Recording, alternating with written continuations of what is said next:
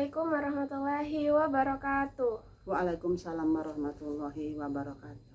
Perkenalkan, nama saya Dela Arlana, NIM 1830201124, Prodi Pendidikan Guru Madrasah Ibtidaiyah Universitas Islam Negeri Raden Fatah Palembang. Baiklah, di sini saya ingin melakukan wawancara kepada salah satu guru di Oku Timur, terkhususnya Desa Betung, Kecamatan Semenoi Barat.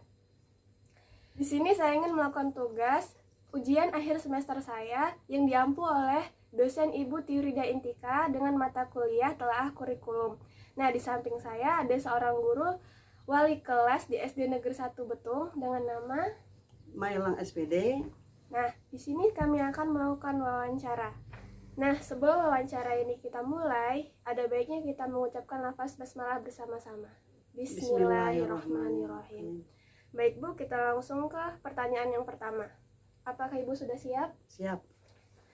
Baiklah, yang pertama, menurut Ibu selaku wali kelas, masih adakah guru di Indonesia yang kegiatan pembelajarannya masih mengacu pada KTSP dalam proses pembelajaran saat ini, Bu?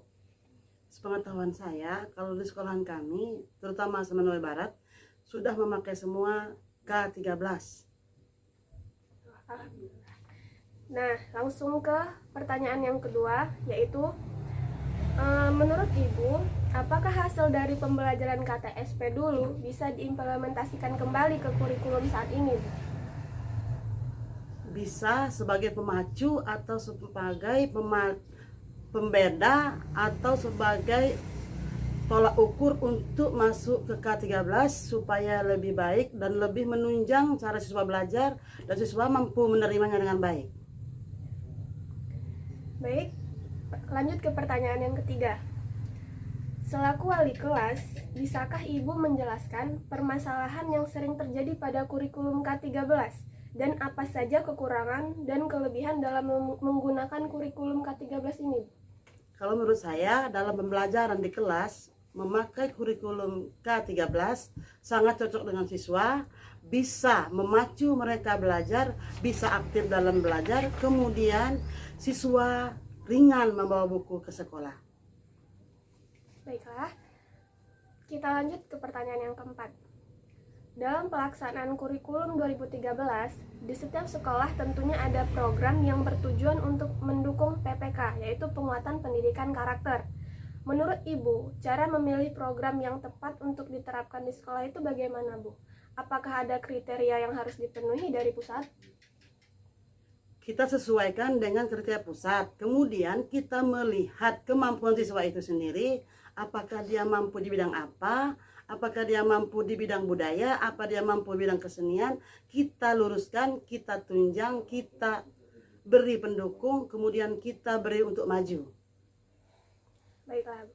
Kita lanjut lagi ke pertanyaan yang kelima, yaitu apakah ada pelatihan atau bimbingan khusus dari pemerintah pusat dan pemerintah daerah terkait cara belajar maupun cara penilaian K13 seperti 3 ranah penilaian, yaitu afektif, kognitif, dan psikomotor, atau isi rapor pada K13 yang sudah menggunakan rumus Excel semua, Bu? Ya, kami mendapat pemberian atau mendapat cara latihan atau mendapat cara pengarahan untuk mengisi rapor, kemudian untuk cara melakukan atau mengerjakan penilaian K13 dari pusat maupun dari daerah.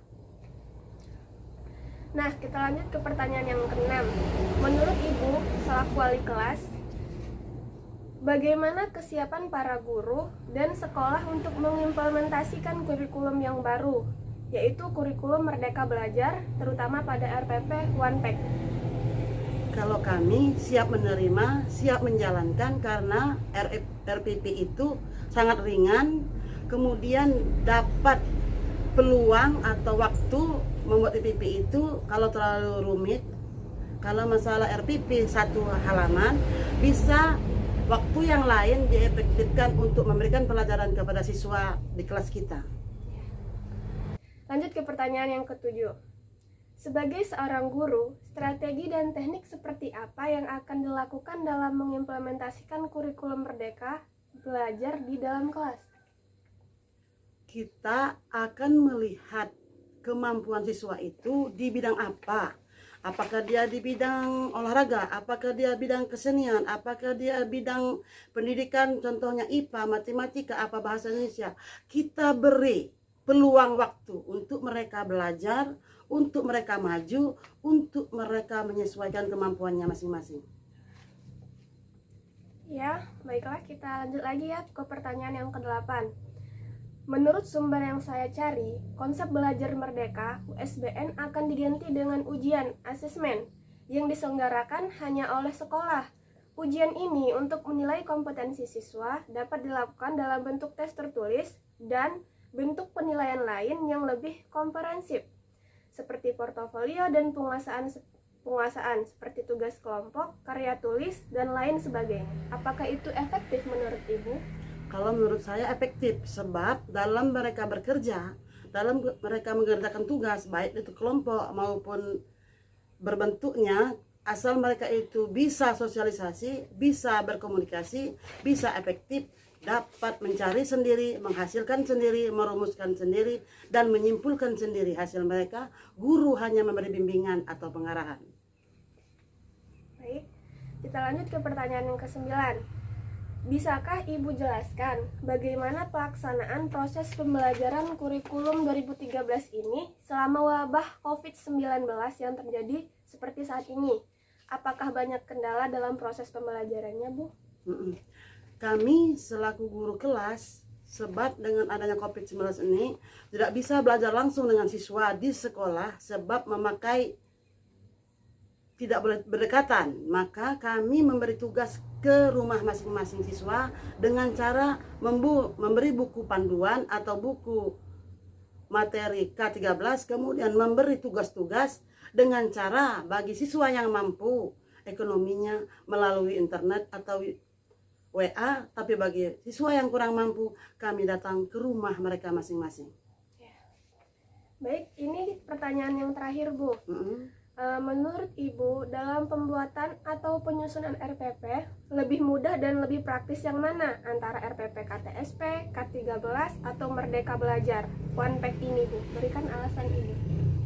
Kalau saya, RPP KTSP sudah dilewati. Kalau RPP K13 sekarang dijalani. Kalau RPP yang Merdeka Belajar, kami belum paham. Tapi kalau dilihat dari RPP ke-13 itu, K13 itu lebih mudah sebab hanya sedikit yang dikerjakan, yang dibuat RPP-nya. Hanya dalam pemberiannya itu kita dapat waktu banyak untuk memberikan peluang kepada siswa atau memberi pengarahan kepada siswa. Semoga siswa itu dapat mengerti dalam pembelajarannya, dapat digunakannya dalam kehidupan sehari-hari nanti kalau dia sudah dewasa atau dia sudah remaja.